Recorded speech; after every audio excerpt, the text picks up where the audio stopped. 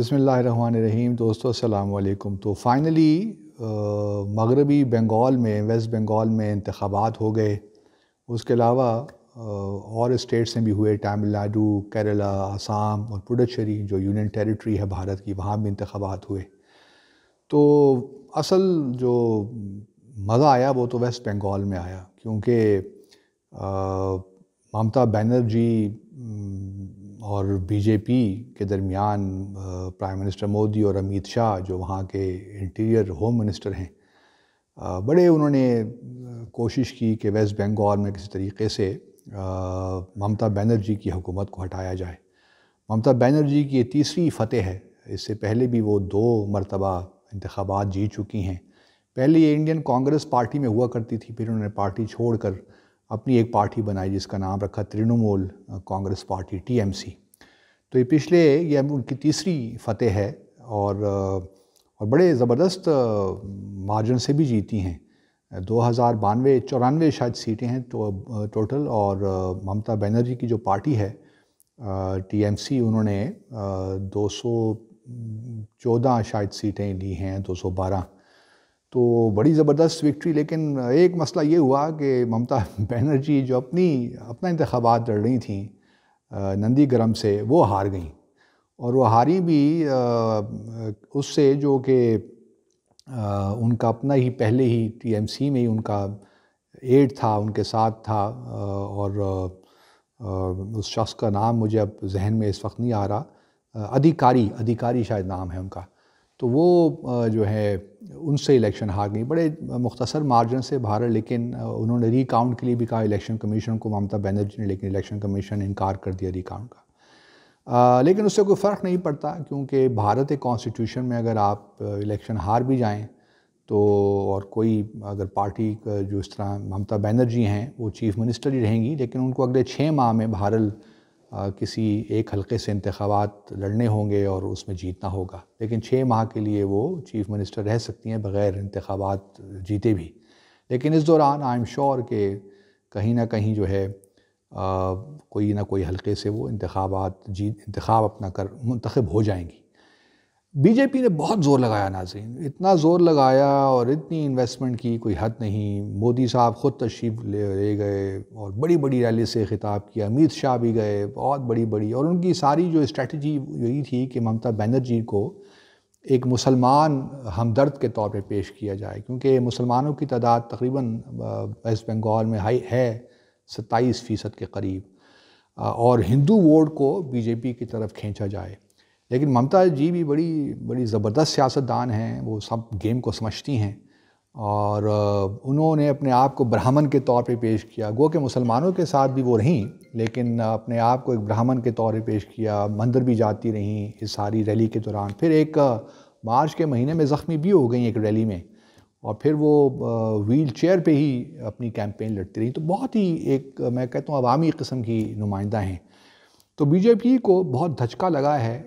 उनका ख्याल था कि वो शायद एंटी इनकम्बेंसी जो एक होता है फीलिंग, कि भाई बस ठीक है, ममता बनर्जी ने 10 साल काम कर लिया है, अब किसी और पार्टी को मौका देते हैं। लेकिन वो हमने देखा नहीं, बल्कि ममता बनर्जी पे बहुत इल्ज़ामात भी बीजेपी ने लगाए करप्शन वगैरह के। लेकिन ममता बनर्जी बड़ी ज़बरदस्त खातून है। और आपकी इत्तला के लिए भी बताता चलूँ कि ये कोई अपना पेंशन लेती हैं, हालांकि 1991 से शायद ये लोकसभा की मेंबर भी रही हैं, और उसके बाद भी, लेकिन न अपनी तनख्वाह लेती हैं और न कोई गवर्नमेंट से इकॉनमी क्लास में ट्रैवल करती हैं। और एक हवाई चप्पल पहनी होती है उन्होंने, और अपनी एक साड़ी जो उनकी सफ़ेद रंग की है उसमें बलबूस होती हैं। और इनका जो ख़र्चा अपना घर चलाती हैं, घर का जो थोड़ा बहुत होता है इनका, वो अपनी किताबें लिखती हैं, और तकरीबन कोई 86 से मेरे 87 किताबें लिख चुकी हैं। वहाँ से उनकी रॉयल्टी मिलती है। और फिर ये लिरिक्स लिखती हैं, म्यूज़िक में भी बड़ा इनका है, तो वहाँ से भी इनको पैसा मिलता है। तो उसी से जो है अपने जो ज़ाती अखराजात हैं उसी से पूरे करती हैं। मुझे भी इनसे एक दफ़ा मुलाकात का मौका मिला। 2 बार मुझे कोलकाता जाना हुआ, और पहली मेरी इनसे मुलाकात इनके ऑफ़िस में ही हुई 18 मार्च 2015 को। और मुझे बड़ी हैरत हुई, क्योंकि इनका जो सादापन देख के, बड़ी सादा किस्म की, लेकिन बड़ी दुलेर खातून, दबंग जिसे हम कहते हैं खातून। और जब मैंने इनको कहा, बताया इनको कि पाकिस्तान भारत के ताल्लुकात कहाँ पे खड़े हैं, कश्मीर मेरी हुर्रियत के लीडर्स की वजह से मामलात इस वक्त अगेन एक लॉग जैम सा है। लेकिन आप यकीन करें कि इन्होंने उस मुलाकात में एक लफ्ज़ भी प्राइम मिनिस्टर मोदी के ख़िलाफ़ नहीं कहा। और ये मैं समझता हूँ कि उनकी मेरी जो नज़रों में उनकी क़द्र व मंज़रत में इजाफ़ा उन्होंने हुआ। उन्होंने जो बात की मेरे साथ, वो अपनी मुझे बताती रहीं कि मैं वेस्ट बंगाल में क्या कर रहा हूँ, क्या कर रही हूँ, तरक्की किस तरह होनी चाहिए, लोगों तक बेनिफिट्स किस तरह पहुँचने चाहिए। तो मुझे बहुत डिटेल से उन्होंने ब्रीफ भी किया, उनकी अपनी जो वेस्ट बंगाल में पॉलिसीज़ थी। फिर जब हम निकलने लगे, वो काफ़ी तवील मुलाकात थी, जब हम उनके ऑफ़िस से निकलने लगे तो मुझसे मुझे कहने लगी कि हाई कमिश्नर, आपने कोलकाता की बिरयानी ट्राई की है, जो यहाँ की बेस्ट बिरयानी है? मैंने कहा जी नहीं, अभी तक तो इत्तेफाक नहीं हुआ। लेकिन उन्होंने कहा चलिए आप होटल पहुँचिए, आज रात तक खाना मेरी तरफ से आपको होगा। तो फिर उन्होंने कोलकाता की जो बेस्ट बिरयानी थी वो हमें भिजवाई, मटन बिरयानी, और यकीन जानिए बहुत ही अच्छी बिरयानी बनाई उन्होंने। और बाकी भी कुछ चीज़ें थीं, लेकिन वो मुझे मुलाकात उनकी याद है, और मैंने अपनी किताब जो हॉस्टिलिटी है उसमें भी उसका ज़िक्र किया है। तो मैं ज़ाती तौर पे बड़ा मुतासिर हुआ ममता बनर्जी से। उनको लोग प्यार से दीदी भी कहते हैं, जो उनका निकनेम है। और यकीनन एक थ्रेट तो है बीजेपी के लिए। ममता बनर्जी एक बड़ी फोर्सफुल वॉइस हैं इंडिया में, और बहुत ही मुतासिर करने वाली शख्सियत।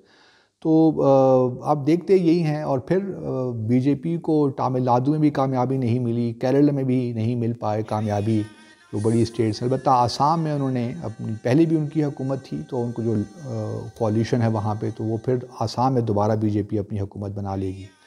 लेकिन पुदुचेरी में भी उनकी हुकूमत बन जाएगी, जो यूनियन टेरिटरी है। लेकिन ये है कि बहरहाल असल मामला जो था वो वेस्ट बंगाल का था, और वेस्ट बंगाल में जो है उनको वो सिर्फ 77 सीटें मिल पाई हैं बीजेपी की। ठीक है, उनके लिए भी एक किस्म का कुछ गेन किया है उन्होंने, लेकिन उनका ख्याल ये था कि वो कम से कम अगर 200 सीटें नहीं लेते तो उनकी बीजेपी की सीटें 100 से तो ऊपर ही होंगी। लेकिन बहरहाल 80 से भी कम सीटें उनको मिली हैं। इसके बावजूद कि बहुत कोशिश की उन्होंने कि और काफ़ी इन्वेस्टमेंट की, और उसी वजह से हमने देखा कि कोविड के भी हालात हुए, बड़ी बड़ी रैलीज़ अपने प्राइम मिनिस्टर मोदी ने भी एड्रेस की। लेकिन बहरहाल नतीजा यही निकला। तो we wish Mamata Banerjee all the best, more successes in her political career. I am sure she will be more effective in delivering during the next 5 years of her term. Thank you very much.